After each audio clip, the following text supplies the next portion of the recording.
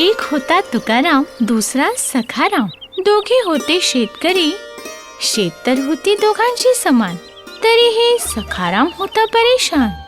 तुकारामची होती उपज जास्त, सखारामची उपज होती थोडीशीच.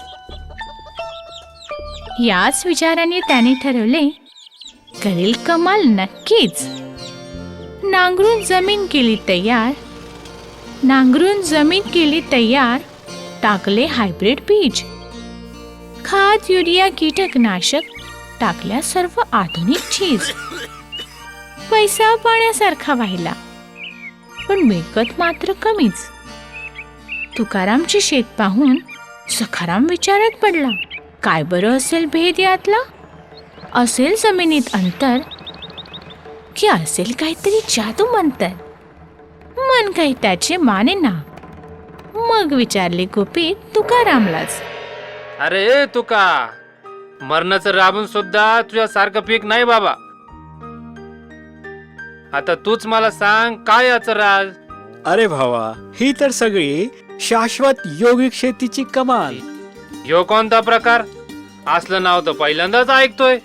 अरे भावा, ही तर एकदम सोपी शेती. पहिल्यांदा परमेश्वराच्या आठवणींनी त्याला शक्तिशाली बनवतो, मग त्याला परमेश्वराच्या आठवणीत पेरतो, आणि मग शेण, जीवामृत, जैविक खाद टाकतो भाऊ.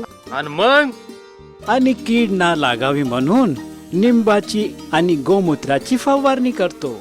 पण सगळ्यात इम्पॉर्टंट गोष्ट म्हणजे परमेश्वराच्या आठवणीत पिकाला खूप शुभकामना देतो. अरे पीक सुद्धा प्रेम मागतात, न की विषारी खाद. अरे येड लागलं का काय? How is this possible? अरे भाऊ, नथिंग इज इम्पॉसिबल. मी एकटा नव्ह, हजारो शेतकरी असंच पद्धतीने शेती करून सफल प्रयोग करतात. जरा हे फल तर खाऊन बघ. अरे वा, असलं टेस्टी फ्रूट तर पहिल्यांदाच खातोय.